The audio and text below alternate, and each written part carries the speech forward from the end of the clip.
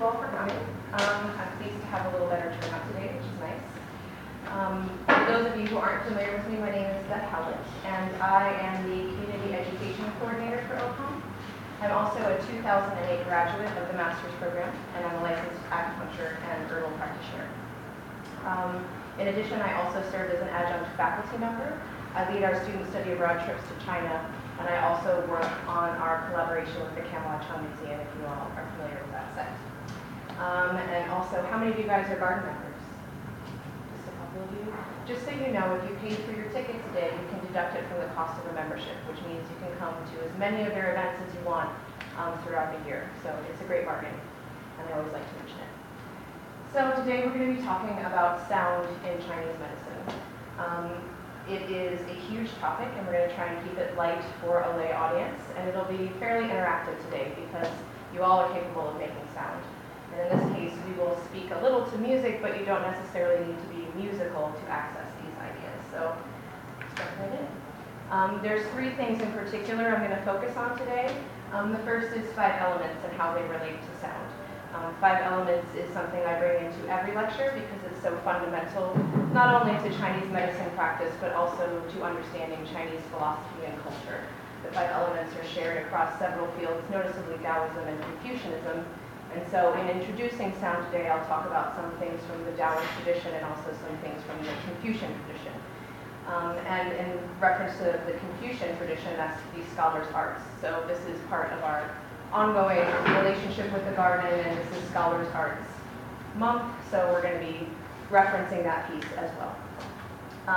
And one other thing I'm going to talk about is the Liu Sijue, which is the 6 sounds. It is a fairly elaborate Qigong form with many different family styles, but basically I'm just going to introduce the very basics of what these sounds are. And at the end I have some references if you'd like to do deeper study where one might go ahead and learn a little bit more about the forms, in particular the visualizations and movements that go along with the sounds. We're really just going to talk about the sounds today. So what is sound? I love this picture. The sound is something you normally feel and hear, but not something that you see. However, it is a mechanical pressure. Let me go ahead and just go straight to the dictionary. Sound is a mechanical wave that is an oscillation of pressure transmitted through a solid, liquid, or gas. And so normally we think of it kind of moving through a relatively invisible medium.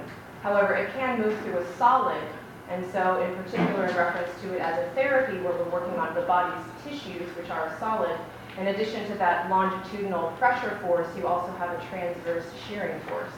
So in applying sound to a solid, you actually engage even more forces than simply listening, which is kind of interesting. Pitch, you know, the sound that you hear and where it stands within that range of pitch is in some sense dependent upon wavelength. So you have different, you know, think of the length of the wavelength as how often the pressure hits you. You know, so the higher the pitch, the more frequently something is hitting you, the slower it's hitting you. Again, thinking of it as a kind of mechanical pressure. And then also the medium. So the quality of that thing that it's moving through affects that sound. So sound moving through still air is different than sound moving through wind. Sound moving through an organ that has good quality tissue and viscosity is different than sound moving through an organ with hard masses in it and other things. So again, you can use sound as almost a diagnostic. You can feel how it moves through you. You can experience that medium. And then it's emotion and a vibration. So today we're going to be kind of using that vibratory movement-oriented force, and I'm going to ask for a little more participation today than I sometimes do, again, so you can experience what I'm talking about, not just listen to the sound of my voice. I bring this slide to every single lecture because you cannot go over these concepts enough. They seem remarkably simple, but they're quite complex. They're a rubric for clinical judgment and also kind of a rubric for philosophically understanding the world, how it's put together, what it's fundamentally made out of. So in this case, yin and yang create qi. So you've seen that tai chi, the things that interact with each other. Their continuous interaction gives us qi, gives us the quality of things. In this case, it might give us a quality of breath or sound. The interaction of yin and yang would be, again, that vibration would be the yang, and the yin would be the tissue, your throat, the organ that you're working on. You have that interplay to create the qi that you are generating, which you can generate for yourself, or you can also use this as an external therapy. Again, for that I recommend a lot of training. but you can actually, again, project that sort of mechanical force onto people once you have been more trained in how to work with these things. More important for today's lecture, however, is this 5-element picture. So how many of you all would say you're familiar with the 5 elements? Most of you. All right. So not everyone, so I'll linger a little bit here. So fire, earth, metal, water, and wood. These are the 5 elements of which we speak in the Chinese tradition. There are elements in the Western tradition, the Greek tradition, and the Tibetan tradition. These are, specifically, we're talking about the Chinese tradition today. Each of these elements is not necessarily that you are a composite of a piece of metal and some wood and some water. It's more like these are like the actual character, the xing. They're like a quality of movement. They are a quality of being. So it's not that you are fire, it's you are like fire, or parts of your processes are like fire. And how these things interact with each other, there's 2 principal kinds of movement that we're concerned with. One is generating, right? So fire burns down to earth. Earth accumulates things into metal. Metal is like mountain. So you know that mountains gather snow and then they give us water in the form of streams. Water grows plants. Plants then burn, and the cycle continues itself. So this is the idea of sort of a natural, infinitely transmuting sequence of events. However, what would stop any one part of this from going out of control? We have a controlling sequence. This puts a natural set of checks and balances to make sure everything transforms into each other, into the other phases. So you also have these arrows. Obviously, water douses fire, controls fire. Fire controls metal. It can melt metal, which is notoriously hard, but fire can melt it. Metal chops wood. Obviously, wood can dam up earth, or wood, you know, like with landslides, right? It kind of holds the earth in place, and then earth can dam up water. So you again have these natural influences where they grow into each other and also control each other's unchecked growth. For the purposes of our lecture today, it's also very important to mention that each of these has a whole series of associations, not just with the movement, but with channels, with emotions, and with sounds, and organs. So in particular, for sound therapy, you're really considering the organ and the emotion and how those things relate to each of these elements. So in the case of fire, it's joy and the heart. In the case of earth, it's kind of anxiety or worry, a splenic kind of worry that's different than the anxiety of wood. It's more like the going over and over and over again kind of worry versus the anxious hot worry that's more like wood. And it's related to digestion, so spleen and stomach. Metal is lung, large intestine. Its emotion is grief or sadness. And then we have water, that is the kidney. Its emotion is fear. Organ is kidney and bladder. Bladder and water. And then last we have wood. That's gallbladder, liver. And that is anger, and also the yin side of anger. Women experience this sometimes a little more. Frustration. Again, that more anxious, crawling kind of frustration feeling than the going over and over and over again of worry. And then back to the top. So these emotions also transform into each other through this cycle. And the organs relate in their balancing with each other through these cycles, controlling and generating. If at any point any of you have questions, don't hesitate to ask. Also, for those of you who just came in, there's some handouts out front and go down. And tea. Uh-oh. Something happened there that was not expected. All right, let's see if it'll show it right. There we go. It will. So, also each of these 5 elements, these 5 organs, have an associated sound. These are not the sounds that you're used to vocalizing in regular speech. These are very specific sounds, and they are the 6 sounds of the 6 sounds therapy. And so we'll do a little exercise with one of them, but I'd like to kind of go through all of them again, emphasizing that 5-element cycle. So we have shu, which is pronounced like she with the lips rounded. So if everyone can kind of round their lips and say she, that's it. So it sounds almost like shu, but it's you're saying she through a rounded mouth. If that makes sense. This one goes to the liver chi, and not just in 6 sounds therapy, but in other ones you make a hissing kind of she sound to really cleanse the liver. It sort of unbinds knots, and it's also a deep sigh. In Chinese medicine, we speak of liver qi stagnation as something that happens when you're anxious and worried and you feel stuck. The liver qi tends to want to release itself. Liver qi wants to move in all directions, and so to do so, you often sigh. And so from a diagnostic perspective, we say people who sigh frequently, that is one of the signs of liver qi stagnation. So one could sigh more effectively if one made the sound, because that sound will go right to the liver. You also have huh. So this is the one that goes to the heart. So it's just simply a kind of sound, very simple. And you'll notice in each of these is left-hand radical. How many of you guys know Chinese or Japanese? So that's the character for mouth. So the right-hand component of each of these radicals actually gives you this component, and then the left tells you mouth. So it's the thing that sounds like this that relates to vocalization. Chinese is not necessarily pictographic per se. It does have grammatical components. I always like to dispel that. It's not a pure pictographic language. So hu. This is also to exhale or to call. This works on the spleen. Sir, it's actually I'm going to say sir as well. Is for the lung qi. This one is one of my favorites. It sounds so unusual. Chui. So these actually are not necessarily sounds, they're words. And actually the liu chui relates to mnemonic or word. It's a way to remember things. So these more than sounds are actually words. But are to be almost sung when you say them to make them therapeutic. This is the idea. That's what's making a sound as opposed to just a word. So we'll do kidney sound again, to blast, to puff. So you really want to like chui. There you go. We're going to do some more work on this, but we're going to walk all the way around the circle. And last, she. And this one regulates the triple burner. So we have the 5 elements, and then the triple burner is the thing that helps them all coordinate with each other. Because this is a Taoist practice, and like many Taoist practices, they speak of the 3 Dantian.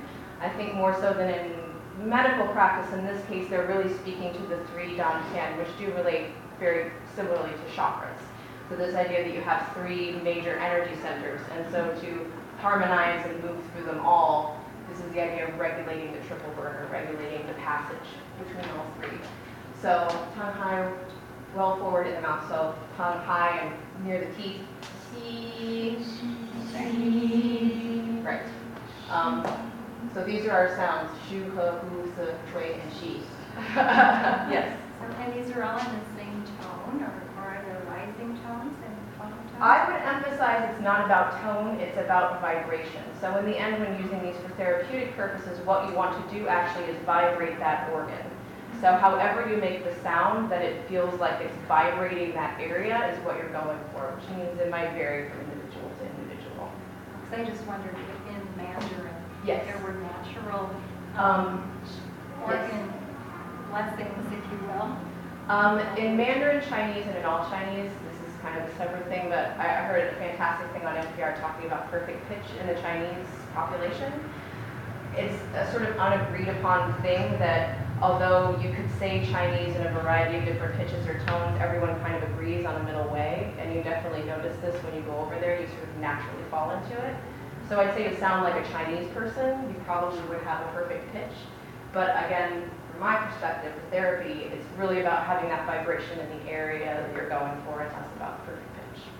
Does that make sense? And as you get closer to it, you will find the pitch, but it's kind of dependent upon your actual tissue, what's going to really resonate with it. Does that make sense?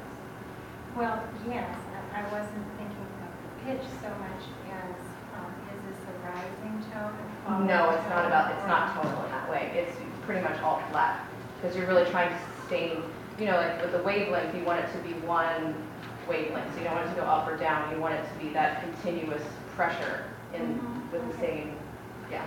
So they'd almost all be flat tones, even though in speaking of them in a sentence, they probably have a tonal indication. Does that make sense? So, first, I know everyone's got stuff in their lap and tea, but If everyone could actually just stand up for a moment. And just, we're going to engage in some really ad hoc vibration here. We're just going to shake. Just get ready, prepare ourselves to get ready for what we're going to do. We're just shake it off. Kind of clear the terrain. Get ready to focus our vibration. And once you feel a little loosey-goosey, and I have all women today, so I'm not to change my direction from male or female. So what I want everyone to do is left hand underneath, right hand on top. Just kind of cradle yourself here. And make sure that if you're standing, your legs are slightly apart, your knees slightly bent. You want to be comfortable. And we're going to just breathe for a second, since that's the platform for everything. You can close your eyes or not. But a good, healthy breath involves lowering the diaphragm and filling the chest cavity. So on your inhale, I really want you to try and take a big chest-filling breath. And then your exhale should actually just be a relaxation. The diaphragm relaxes, the chest relaxes, and everything falls out. So let's do 3 of these.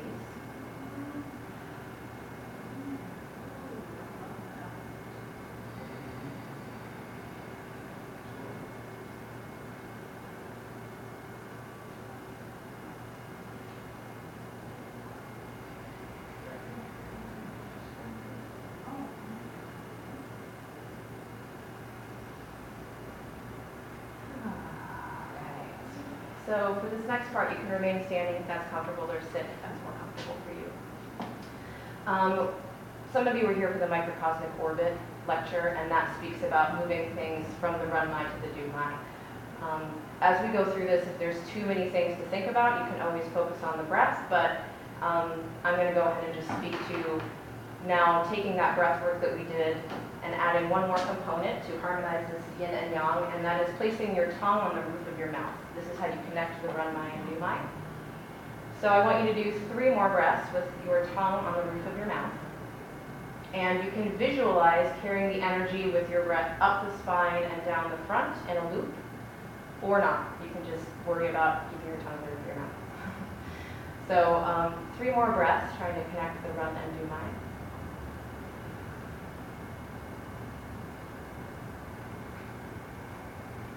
Really trying to make sure that your breathing is relaxed and natural.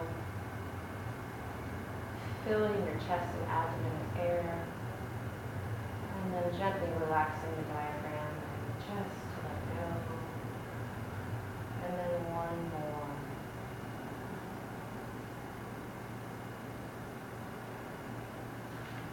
Awesome. Okay.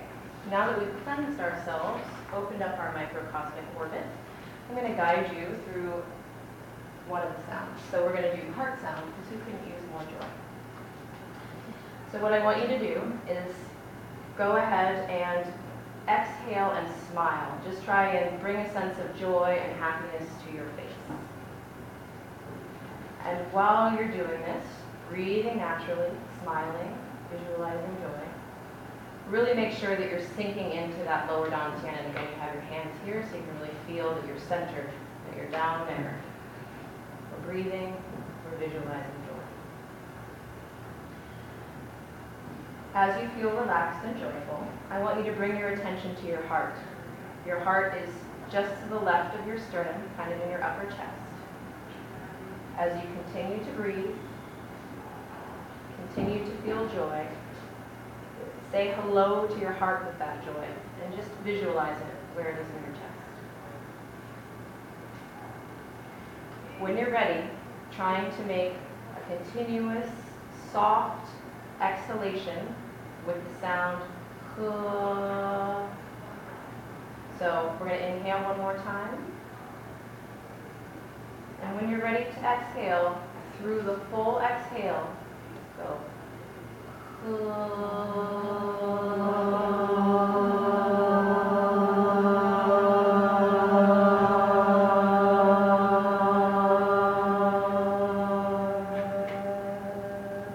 Wonderful. Go ahead and inhale again.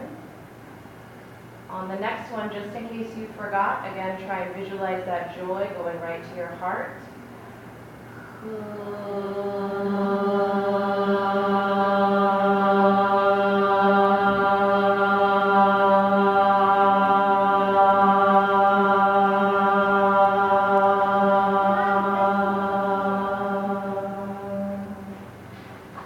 we love threes and Chinese medicine. Inhale and then one last time.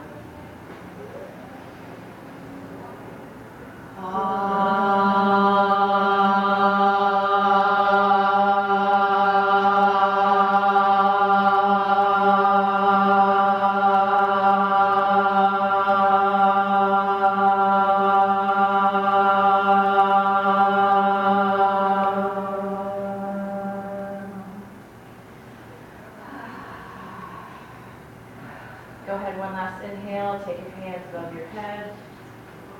Scan the front of your body. Exit from the meditative state. Shake it off one more time. All right. That was the heart sound. So you're welcome to take a seat. I'm going to talk a little before the next one. How does everyone feel? Yeah? I could feel it in the room. I don't know if you could, that as we did it multiple times, we really kind of hit a shared resonance. And hopefully as you repeat it, you can tell if you're hitting your target or not. And as you get truer to it, the sound kind of guides you and the feeling guides you sort of back and forth. And I do find in sound therapy, the sound in some sense is your guide. You can tell if you're resonating your mark or not. And those sounds, again, can be targeted specifically to each of those organs. Yes. So let's say, for example, spleen, that's what my acupuncturist is always working on, stomach, spleen, excess earth. So let's say I'm doing that sound and I'm not, so that's kind of where the practice is to just be patient and with loving kindness keep sounding that sound until there starts to be a loosening or unfolding, unwinding. Yes. And if that is what feels like the problem when you get in there, when you do that visualization work, if it feels wound, then you want to unwind. If it feels blocked, then you want to move it. It's totally subjective, but again, your visualization can be targeted towards what you find. So it's the intention. Yes. Yes. The other thing one can add is each of these has associated colors. It's not an accident that I did these colors. These colors relate, and so you can add another layer of visualization to bring that kind of light into that area. So in this case, spleen is yellow. So we have our yin and yang combined. That little piece about the tongue is so important. That's why you do it. If any of you have done a meditative art that discussed placing the tongue on the roof of your mouth, that is the principal reason why, to connect those two major conduits so that you get that continuous cycle. So, I'm sure some of you are familiar with the Om. I don't know if you've ever done any Om chanting, but if you break out that sound and its constituents, effectively it hits each of these energy centers. So without going too specifically into the organs, if you feel uncomfortable, you can also just generally hit your 3 energy centers.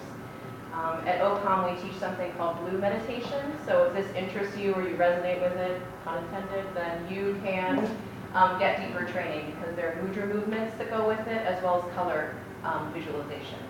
Again, in this lecture, we're really just going to focus on kind of experiencing the sounds. So I would encourage you to get a deeper level of training if you like it, but we're going to walk through each of the sounds. And so basically each of these hits each of these energetic centers.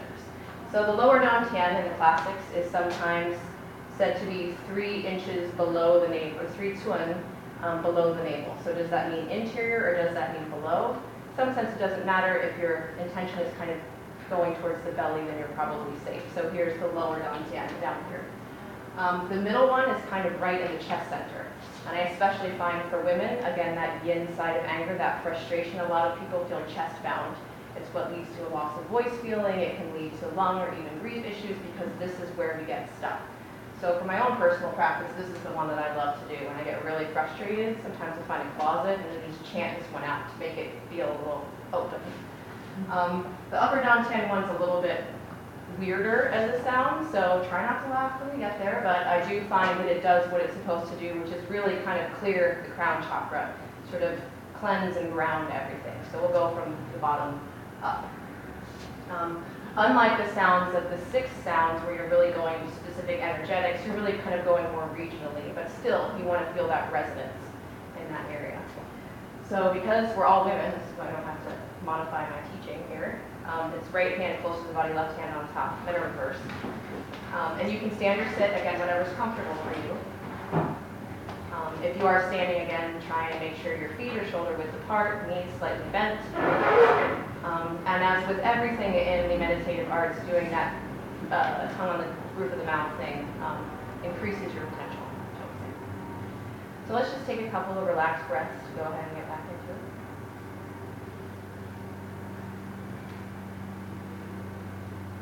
So the sound of the lower dantian is ah, just ah, like you're seeing the doctor. Sticking out your tongue for the tongue twister. So one more big inhale, really try and lower the diaphragm, fill the lungs.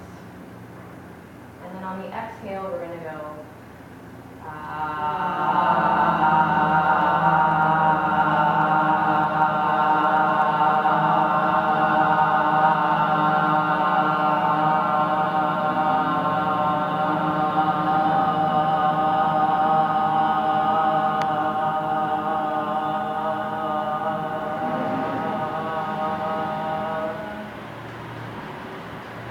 as I do it, I realize we'll just do it 2 more times, then we'll talk about the other ones. So inhale, and then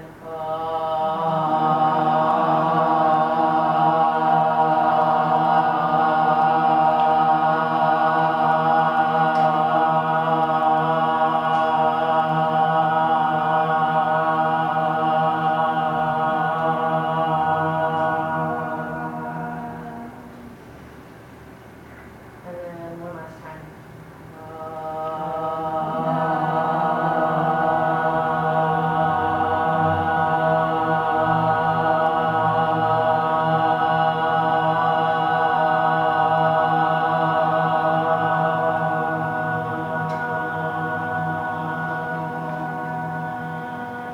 All right.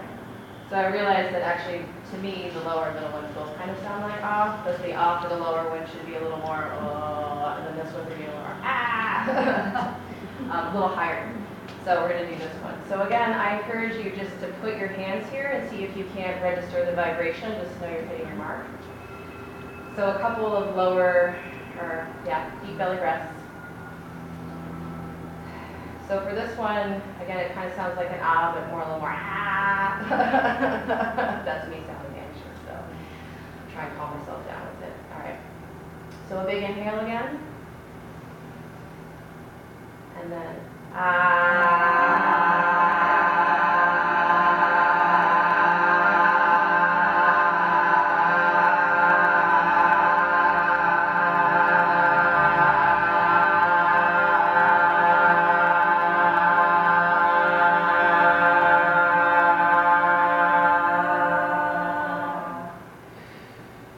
awesome. All right, inhale. Let's do it again.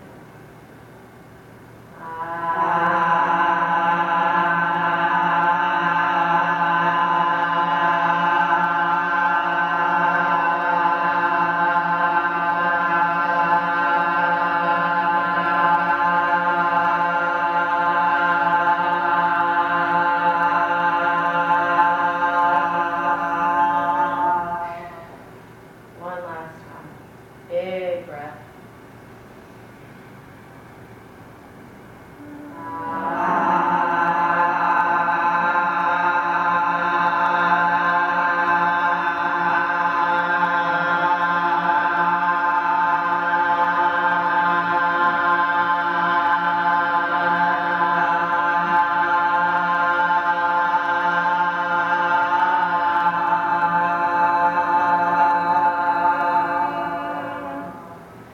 Awesome. All right, so for this last one, you could do this if you don't feel a little self-conscious, but I'll go ahead and just show you the movement from the blue meditation, which is actually kind of like pointing right at your third eye with your hands like this, if that makes sense to you. So go ahead and try this. You're not really going to feel a vibration, but it's a really awesome cleansing sound. So for home, it sounds like home. Does that make sense? So go ahead and take a big inhale. Can I ask you a question? Oh, no, I'll go wait, that's, Okay. sorry. So take a big inhale. And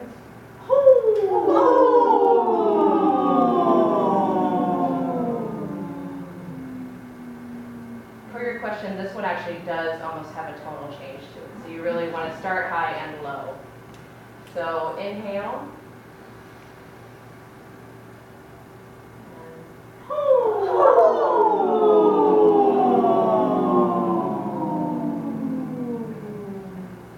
All right, last one.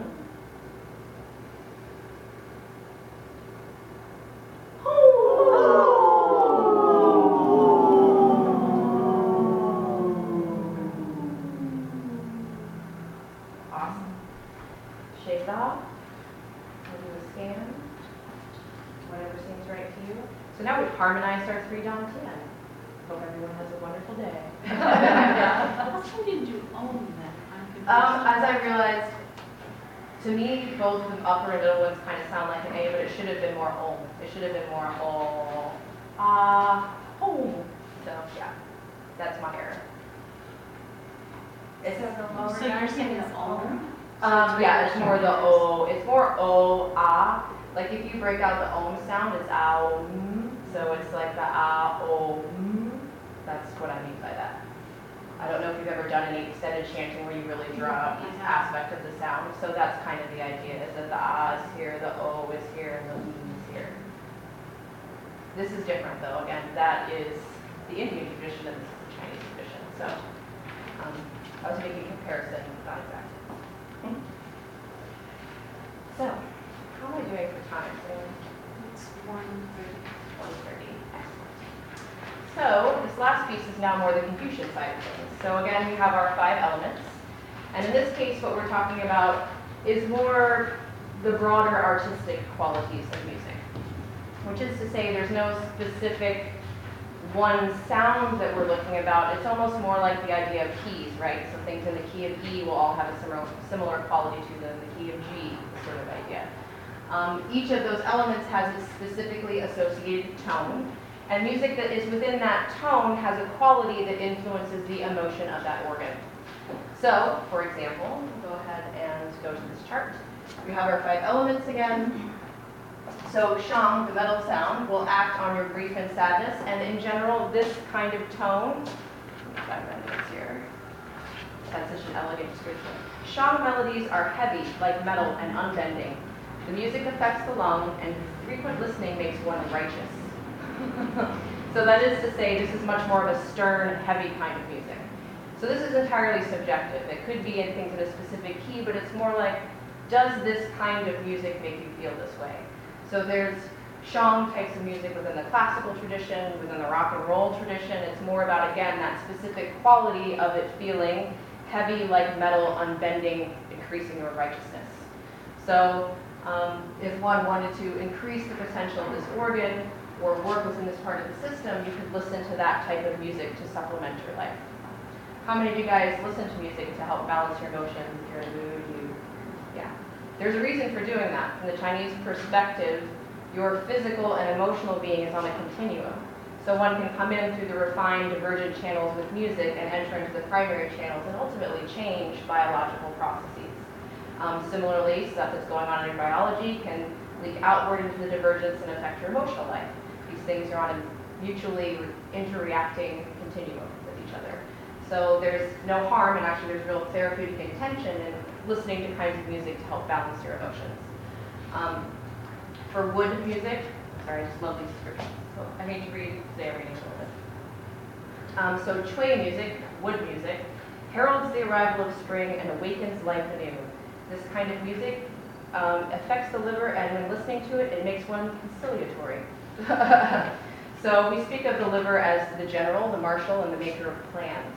So again, to be conciliatory and to know how to work with one's fellow man, one needs to be sort of a planner, an agent, a general. One needs to move the troops around, and I suppose that would be good planning music. So I certainly have certain things that I listen to when I'm trying to work on a project, so that would be like your planning music to influence that capacity of the liver. Water music, yue music, and because water kidney essence, it's jing, it's the root of everything. It's what your inheritance is from your family. It's the thing that declines over your life. So not surprisingly, within this realm of thinking, this more Confucian scholarly way of thinking about the 5 elements, this is the ideal. This is where you're really nourishing the fountain of your life. So yue-based tunes are melancholy, but like placidly running water. They affect the kidneys.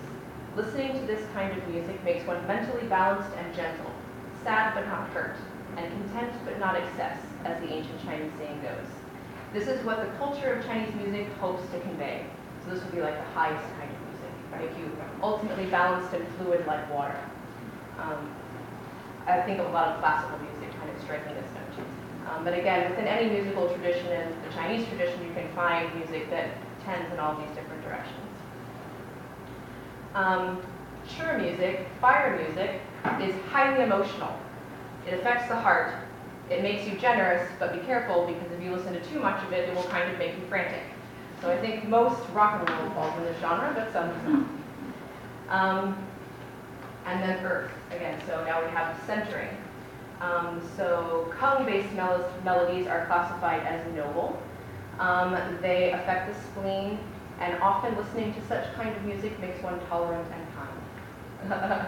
So music that makes you feel tolerant and kind is the kind of music that will nourish your spleen. So you have 2 ways here to work with sound as a therapeutic. You can either work with specific sounds to work on organs and organ imbalances, or you can listen to kinds of music, genres of music, whatever has this sort of resonance for you to balance your emotional life. And I think, honestly, both strategies work quite well, and they're not mutually exclusive to each other. Sometimes it's easier to cue up that song on your iPod than it is to find time to chant like this. So, I think using both when appropriate can certainly be helpful. So, that went faster than I expected, so I hope you ladies have some questions. In terms of resources, again, we do teach public Qigong classes at the college. We have a regular student of Madame Liuhe's school who teaches our core curriculum, but also teaches public workshops. Many of the Qigong forms, whether they're 6 sounds or not, will have a sound component in some of the movements. So a lot of our forms actually do include sound aspects. So I encourage you to look at the public calendar, and if this does, again, resonate with you, to take classes and forms that seem like they meet your health needs, because you may get some aspect of certain parts of these healing sounds and these vibrational capacities that you have. If you want an even deeper level of training, Madame Liuhe, who kind of is the architect of our Qigong program, she has her own school where she trains Qigong instructors.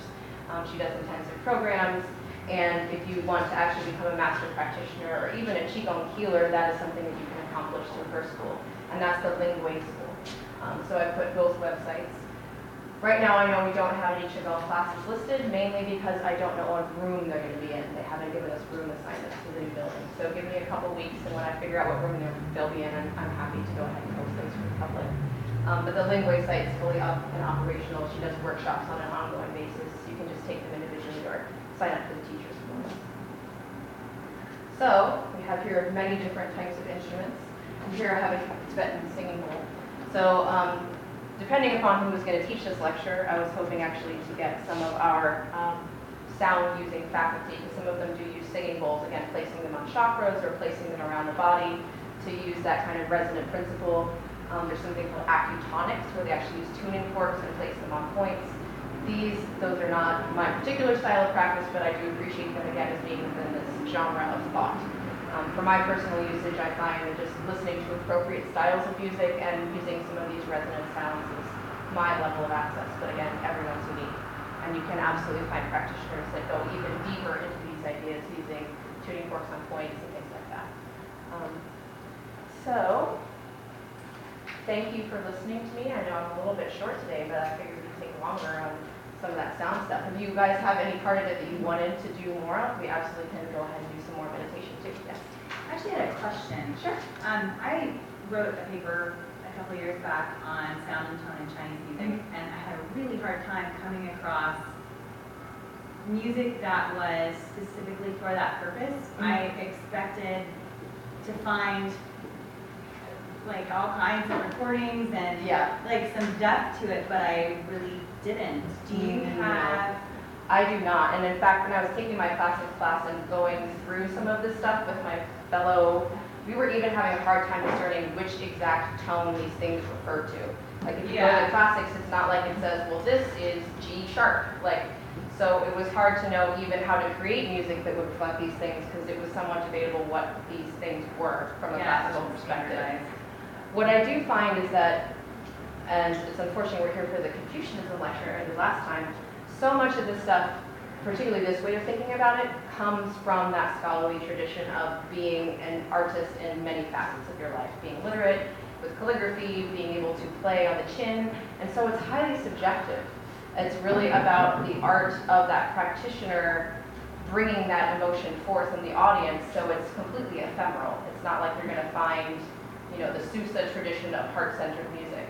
You're going to find certain artists who were known for their ability to create music that had this certain feeling. So in some sense, it lives and dies with the artist, if that makes any sense.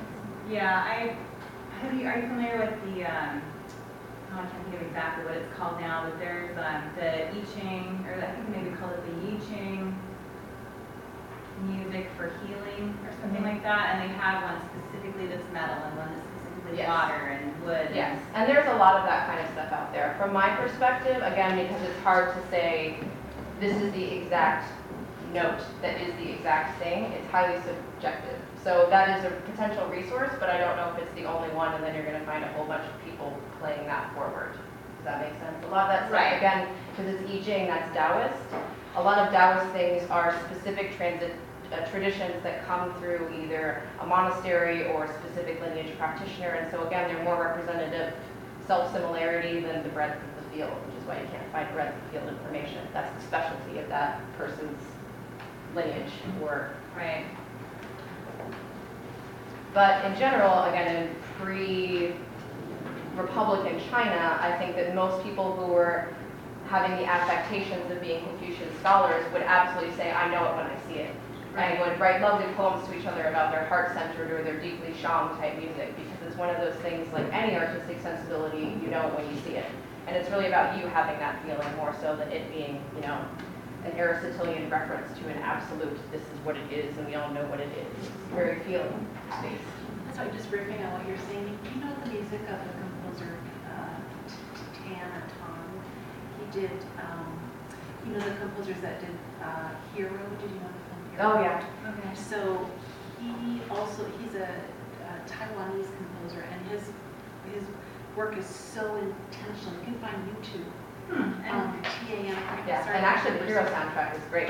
Yes, And that whole oh movie my is, God. that's why Shake Your Face, it's one of my favorite movies of all time, partially because in every layer of its construction, it resonates with this five-element piece. It's very intentionally colored, sounded, acted to display those aspects of the elements. What is the name of the movie? Hero.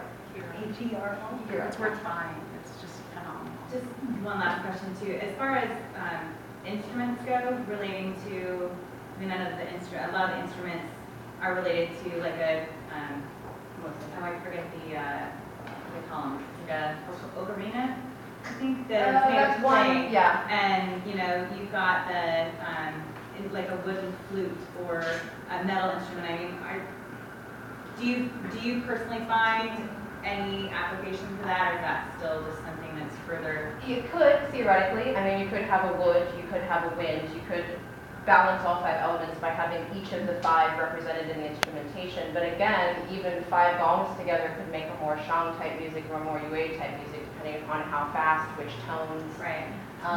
You have a lot of stringed instruments. Like the deep classical instruments were largely revolved around bells. Actually, here's a story I can do to tell at the time. So the actual character for medicine in Chinese medicine is an adaptation of the character for music.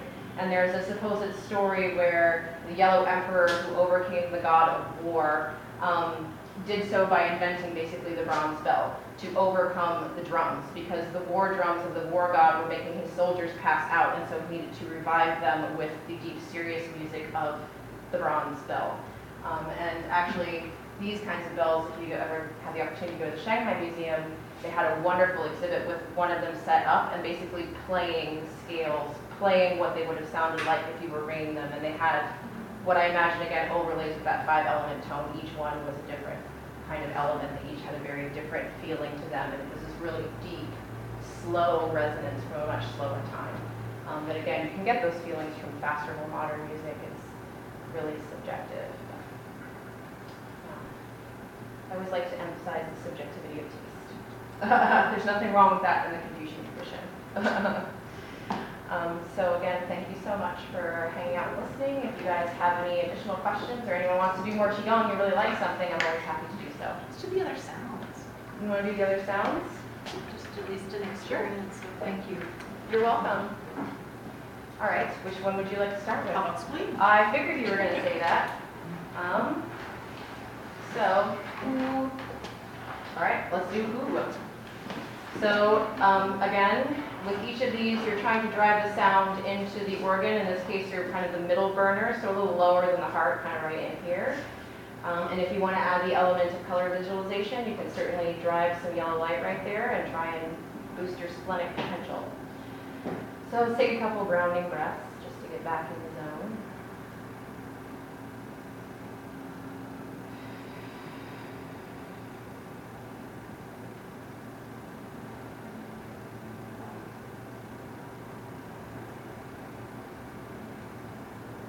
All right, inhale.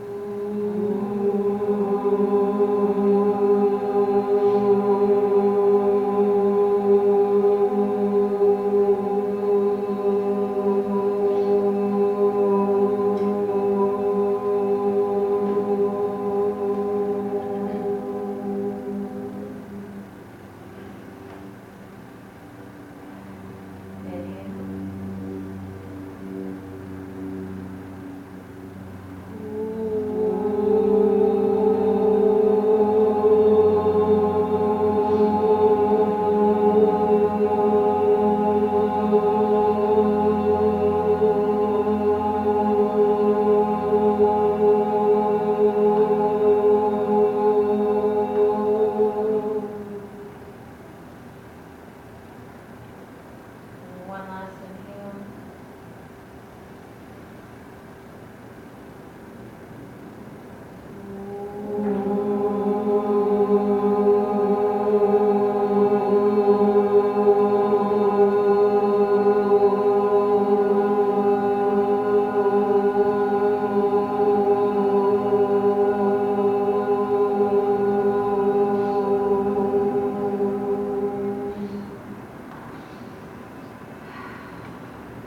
There's that little belly up there.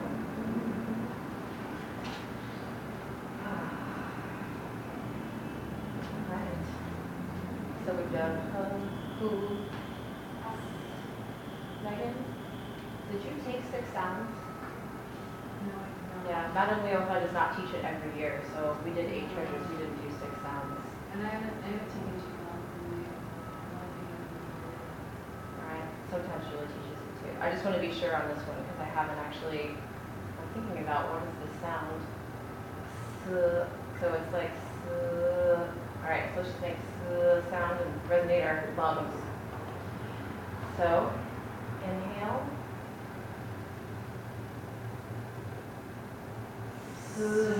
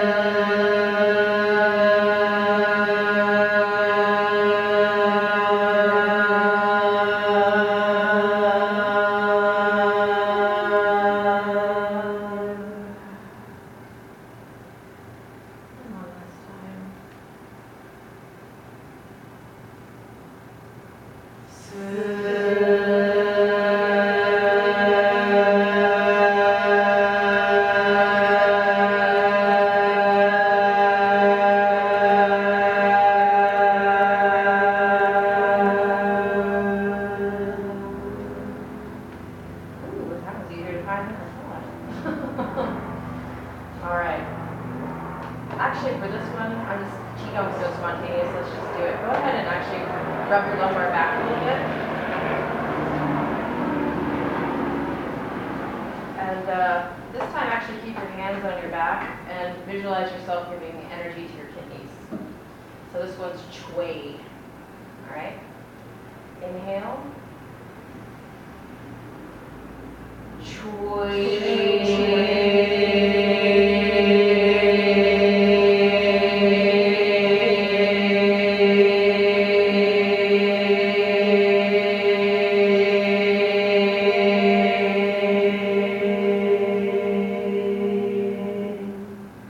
Awesome. Inhale.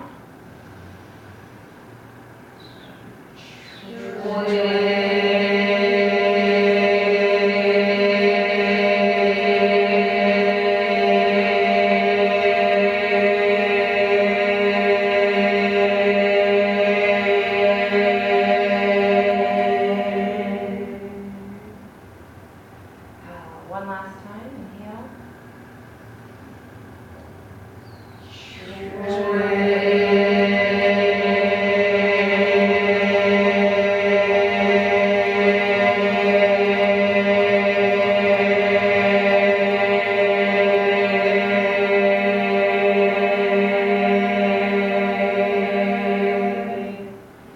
Whew. Feel you stay, you pat down the back of the legs. A little more belly love, never hurt anybody. All right. It's almost all the way around. So, cheese. This is the triple burner. I feel like we should do that one last. Let's do the liver chi and then do the triple burner. So this one's the she through the oval mouth. So, she. All right. And this one's the liver. Your liver actually goes all the way across, but it's mostly on the right-hand side. So, big breath on this one. Everyone needs to cleanse their liver a little bit. Big inhale. And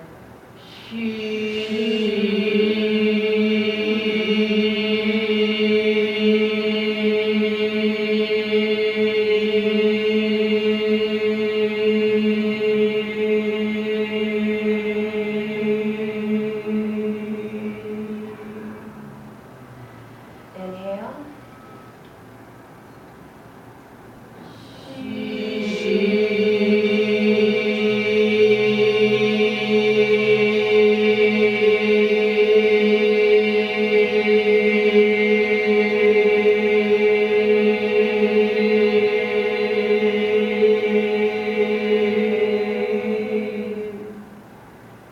One last time, inhale.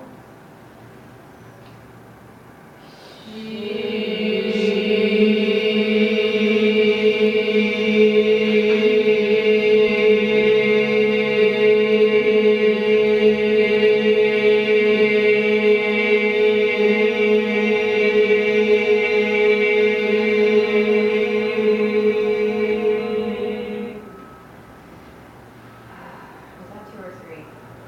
3 times. All right, one more time.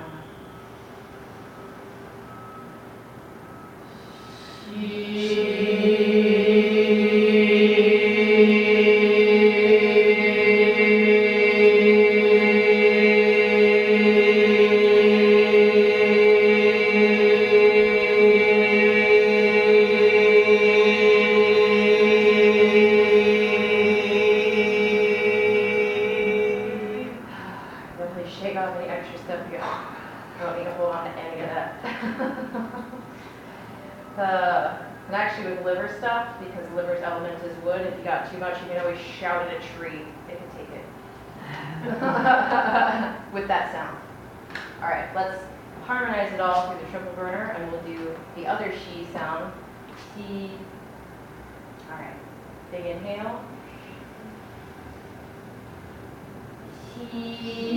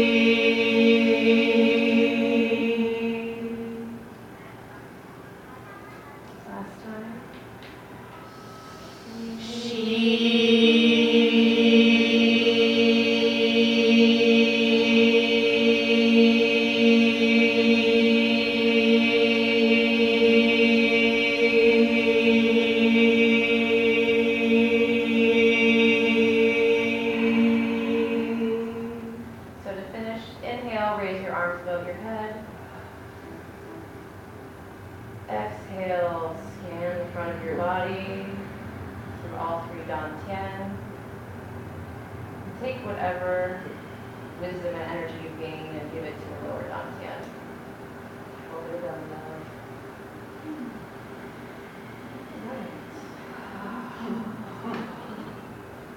Well, hopefully the garden appreciated that cleansing too. That's great. Awesome.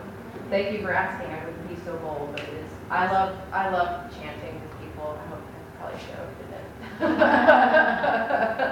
It's really a great cleanser. So. Yeah, and everybody's chi lifts everybody else up, Yeah. so you get, it seems Yeah. totally blessed. You know? Well, that's the thing about amplification. When you all hit that same note, you get that amplification property of each of us overlapping our sound together, and you become more than the sum of your parts, and the healing amplifies too. So, Are you holding the breath for that whole time, or are you taking extra? I am not taking extra breaths. Wow. That's